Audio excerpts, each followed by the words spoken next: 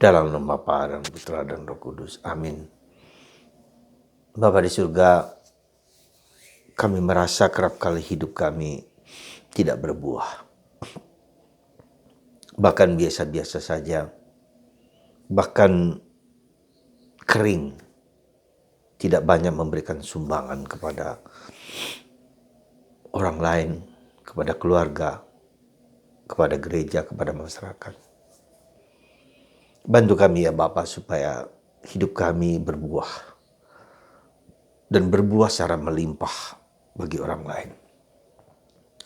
Terpujilah namamu kini dan sepanjang segala masa. Amin. Saudaraku terkasih dalam Kristus. Bagaimana supaya hidup kita itu berbuah? Ya. Dan berbuah secara melimpah. Melimpah ruah. Seperti pengalaman Petrus, Simon Petrus, si Kefas, si batu karang ini. Ketika Yesus meminta dia untuk menebarkan jala ke tempat yang lebih dalam. Petrus seperti menolak karena dia mengatakan sepanjang malam kami sudah bekerja keras. Kami adalah nelayan yang tahu di mana ikan berada. Ya, dan kami bekerja tetapi tidak dapat apa-apa. Sekali lagi tidak dapat apa-apa. Tetapi karena engkau memerintahkan itu, maka saya taat.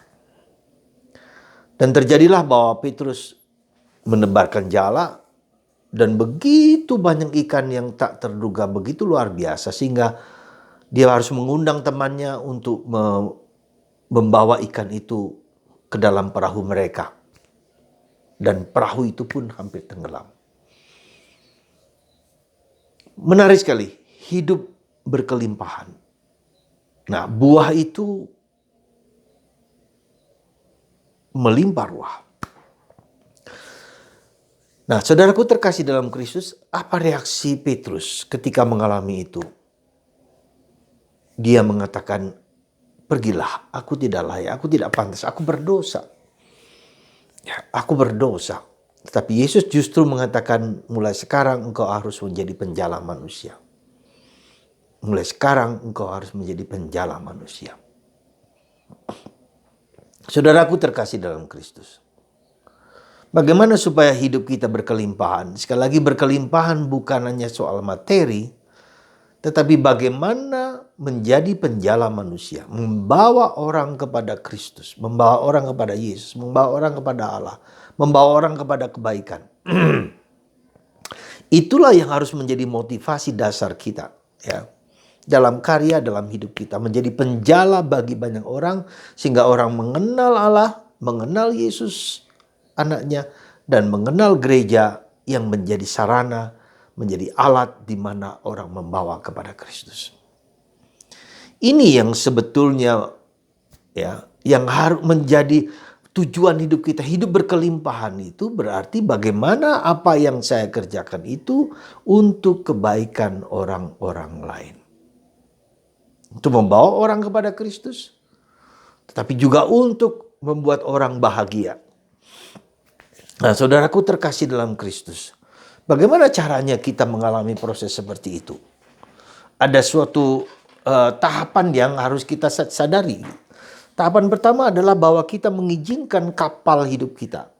Kehidupan kita itu kita mengizinkan Yesus untuk masuk ke dalam diri kita. Seperti Yesus masuk ke kapalnya Simon Petrus. Suatu simbolisme Yesus memasuki kapal Petrus, tempat dia kerja, tempat dia mendapatkan ikan, ya, masa depannya, kehidupannya lah katakanlah seperti itu. Mengizinkan Yesus untuk memasuki kehidupanku, karyaku, apa saja yang kau jalan entah sebagai apa, mengizinkan dia datang, ya. Dan kita mendengarkan apa yang dia katakan kepada orang lain. Demikian juga dengan kehidupan itu kita mengizinkan pekerjaan kita, apapun pekerjaan kita, apakah pekerjaan kita ini untuk demi kebaikan orang lain. Maka kita mengizinkan dia datang dan kita mendengarkan apa yang Tuhan minta kepada kita, ya, kepada kita. Nah, demikian juga terjadi proses, ada waktu. Jadi ketika kita mengalami proses kehidupan, ya, di mana kita mengalami juga kekeringan, ya, mengalami kekeringan, maka Yesus meminta Petrus untuk menjala ke tempat yang lebih dalam. Nah, ada saat di mana kita semacam tidak berhasil. Ada saat di mana kita sedang runtuh. Ada saat di mana kita mengalami krisis. Mungkin kebangkrutan, mungkin kegagalan, mungkin kekecewaan. Mungkin apapun juga.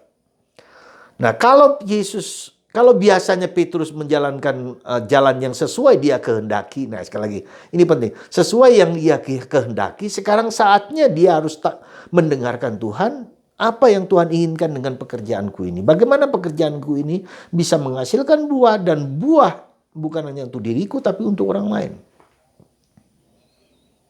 Nah, jadi perumpamaan atau kisah Yesus yang meminta Petrus, ya, untuk dimasuki oleh Yesus, dan Petrus mendengarkan apa yang diajarkan oleh Yesus, dan Petrus mendengarkan apa yang diperintahkan Yesus kepadanya untuk menebarkan jala, ya, yang biasa mungkin di sebelah kanan sekarang di sebelah kiri, atau yang biasa di sebelah kiri menjadi sebelah kanan. Dan ini membutuhkan kreativitas, inovasi. Maka kita perlu inovasi itu. Bagaimana menemukan inovasi? Itu mendengarkan Yesus. Apa yang Yesus kehendaki, ya. Maka ketika kita mengalami stagnan, ya, ini saatnya kita mendengarkan Yesus, ya. Saatnya kita untuk berpaling kepada Yesus, apa yang Yesus inginkan bagi hidupku, ya. Ketika kita mengalami problem kehidupan, kebuntuan dalam segala macam proses, justru kita saat itulah diam hening mendengarkan kehendak Tuhan, apa yang Tuhan inginkan dalam hidupku. Jangan kita menjadi keras kepala, tapi menjadi kreatif, menjadi inovatif, terbuka, mendengarkan apa yang sungguh-sungguh kita jalankan. Ya. Jadi ini proses keterbukaan, proses kreativitas itu terjadi kalau kita berdialog dengan Yesus. Kita mendengarkan Yesus. Kita mendengarkan apa yang Tuhan kehendaki. Lalu akan melimpah.